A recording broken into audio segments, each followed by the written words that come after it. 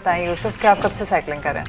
जी मैं अल्हम्दुलिल्लाह 10-12 साल से कर रहा हूँ। ऐसे तो बचपन से कर रहा हूँ। प्रोफेशनली मैं इसको लेके आया 10-12 साल हो गए। तो अब तक मुख्तलिफ़ जगहों पे मैं विज़िट कर चुका हूँ साइकिल पे। और इंटरनेशनल साइकिलिस्ट जो वर्ल्ड वाइड टूर करते हैं, ये क्योंकि एक सिर्फ खेल नहीं है, एक एडवेंचर है। और लोग पूरी दुनिया में साइकिल पे सफ़र करते हैं, हमें नहीं पता होता लेकिन कर रहे होते हैं लोग। अच्छा, हाँ मैंने वैसे देखा तो है कि कुछ लोग होते हैं जो साइकिल पे पूरी दुनिया का सफ़र करते हैं। तो आप ये कह रहे हैं कि 10-12 साल से आप इसको प्रोफेशनली कर रहे हैं प्रोफेशनली। और आप लोगों से कांटेक्ट करते हैं। ये सब आप ऑन योर ओन कर रहे हैं, इंडिपेंडेंटली कर रहे हैं, अकेले? जी बिल्कुल, ये मैं अकेले कर रहा हूँ। और जैसे मेरे मेहमान आते हैं बाहर से, मैं उनको ज़्यादातर यही चीज़ होती है कि मैं उनको ये रियलाइज़ कराता हूँ कि पाकिस्तान में जो दिखाया जा रहा है मीडिया पे, ख़बरें जो आती हैं, वो चीज़ असल नहीं है। आप असल चेहरा देखेंगे, वो ख़ुद आना पड़ेगा आपको यहाँ पे। वैसे तो आप लोगों की बातों से आपको कभी ये नहीं लगेगा कि यार ऐसा हो सकता है, क्योंकि पाकिस्तान को मूवीज़ में सिर्फ वॉर दिखाया जाता है, एक दहशतनाक तस्वीर पेश की जाती है, टेररिस्ट के तौर पे दिखाया जाता है। वो चीज़ नहीं है। आप आके विज़िट करें।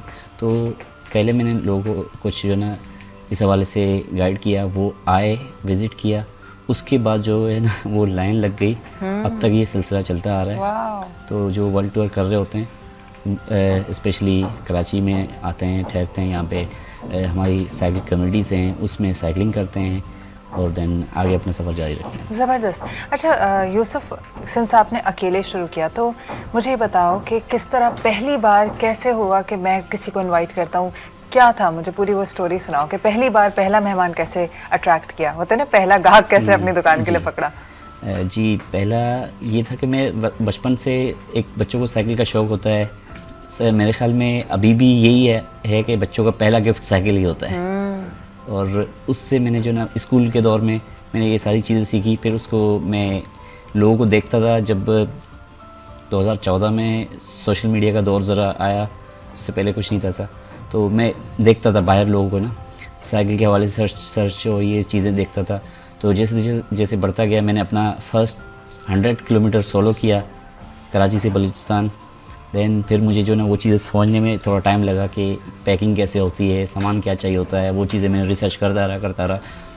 तो 2020-19 के अंदर मुझे एक सोशल मीडिया फ्रेंड थे, तो स्लोवेनिया से वो एक कपल था, वो विज़िट कर रहे थे पाकिस्तान। तो उनसे रब्ता रहा काफ़ी टाइम, वो लाहौर तक आए। तो उन्हें उस वक्त जो ना हालात ऐसे नहीं थे, परमिशन नहीं मिली लाहौर से कराची राइड करके आने की।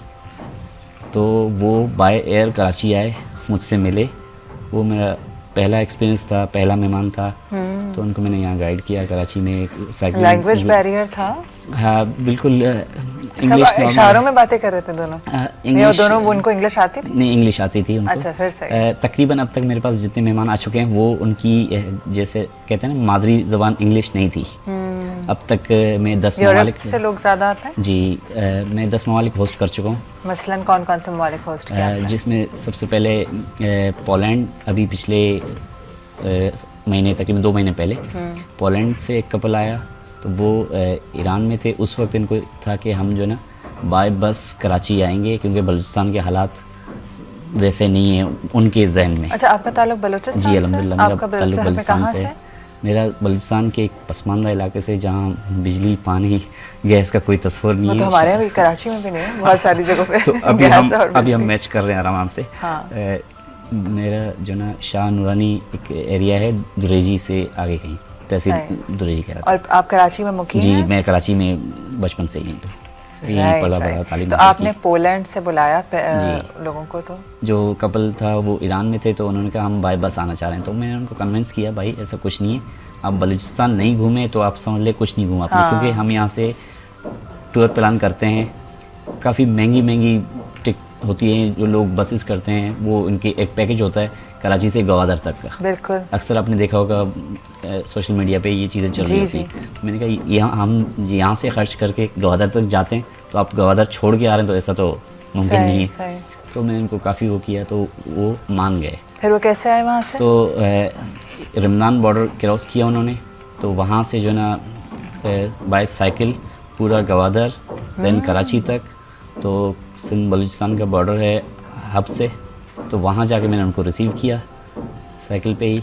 उनको वहाँ कैसा लगा? उनको बस कैसा लगा वो मैं लफ्ज़ों में बयान नहीं कर सकता, क्योंकि जाते हुए मैंने इनको कराची गेट से अलविदा किया था, तो वो आंसू बहाते हुए गए। इतना अच्छा लगा उनको। वाह। वहाँ 2 हफ्ते मेरे पास रहे। हम मेरे कुछ दोस्त हैं, उन्होंने काफ़ी सपोर्ट किया, तो जगह दी, घुमाया फिराया, जो हो सकता था हमसे वो हमने और किया। पाकिस्तानियों की तो मेहमान नवाजी ऐसी जी, और मशहूर है। मेहमान नवाजी ऐसी कि अब सुबह नाश्ता पहले से ही बुक है हमारा, शाम का खाना पहले से ही बुक है। अक्सर ऐसा होता था 2-2 इनविटेशन एक साथ आते थे, उनको मैनेज करना ज़रा मुश्किल हो जाता था कि किसके पास ले जाएं इनको। तो सही वो बात। ऐसा तजुर्बा था कि मैं उसके बाद जो है ना मैंने सोच लिया कि अब जो है ना इनको कंटिन्यू करना है इस चीज़ को। तो फिर ये हुआ कि वो जैसे यहाँ से लाहौर तक समझ ले मैंने होस्ट किया एक तरह से, क्योंकि हमारे राब्ते टूरिस्ट से अक्सर रहते हैं, बाइकर्स हों या साइकिलिस्ट हों।